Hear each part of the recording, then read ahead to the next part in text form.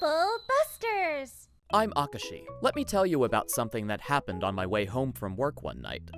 I was exhausted from solving problems at work all day. By the time I got off work, it was already past midnight.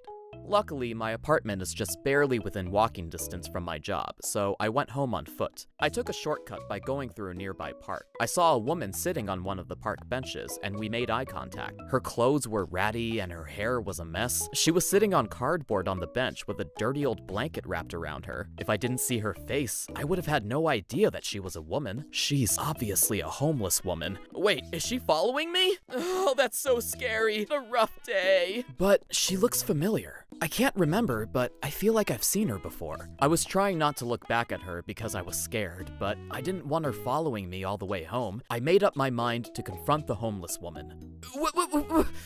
What do you want? Well, Yes?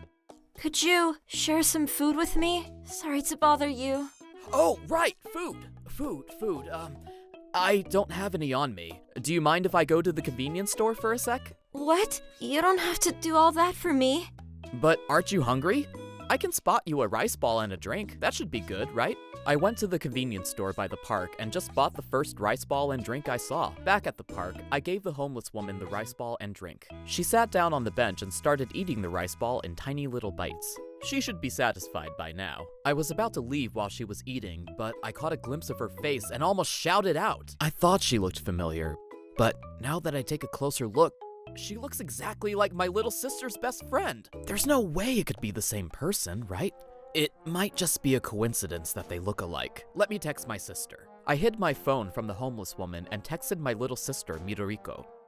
Midorico, are you up? I have something I want to ask you.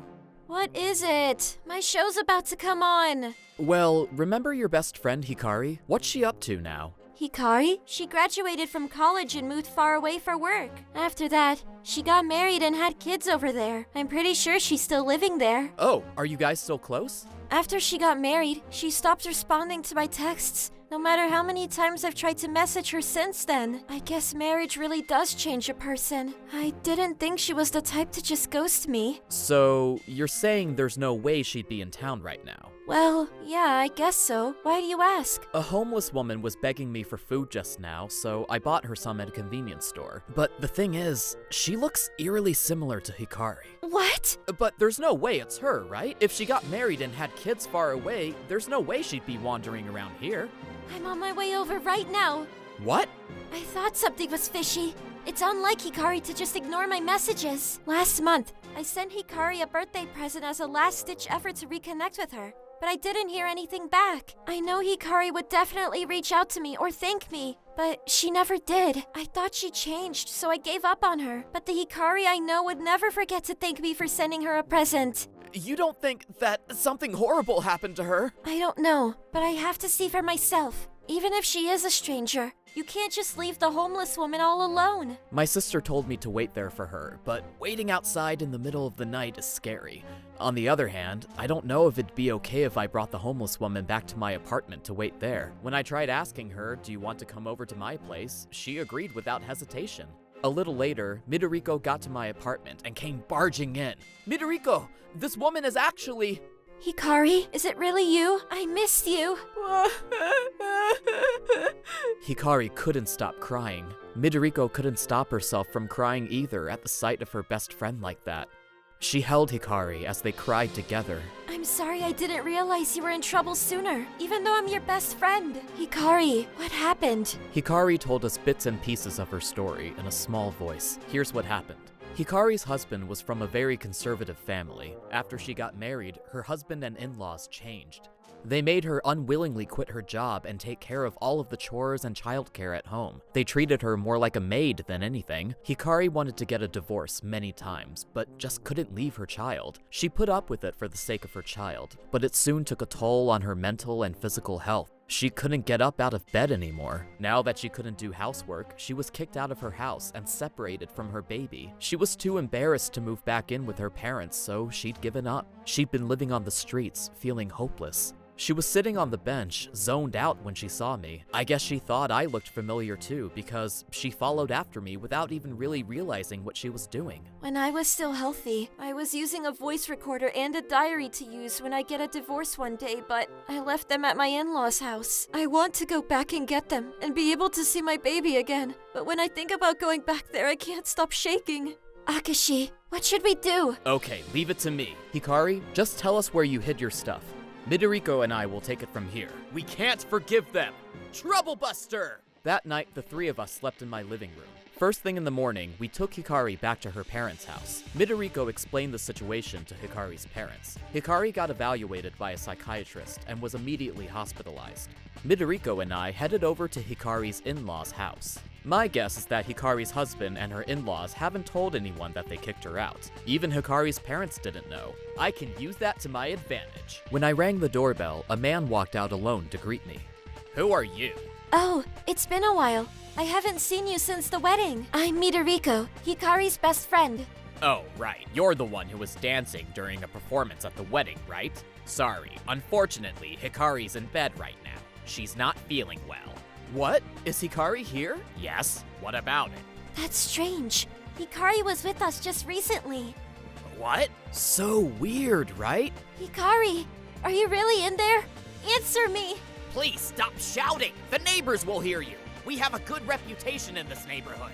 So, you were lying about Hikari feeling under the weather? Well, so this family is full of a bunch of liars? I told you, stop shouting!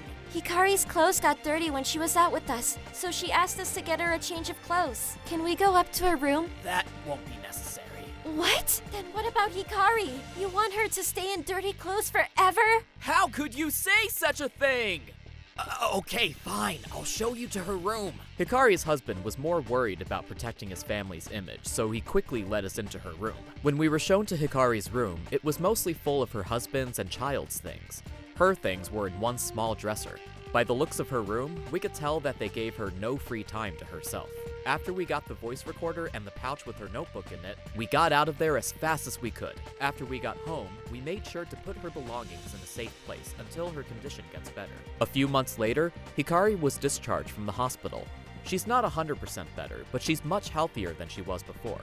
She sent her husband divorce papers and a bill for a consolation fee. She's trying to get custody of her child, too. She couldn't respect our family's traditions, left us out of nowhere, and now she has the nerve to ask us to pay a consolation fee? I should be the one getting a consolation fee from her. I thought she was just a nice, sweet daughter-in-law, but boy was I wrong.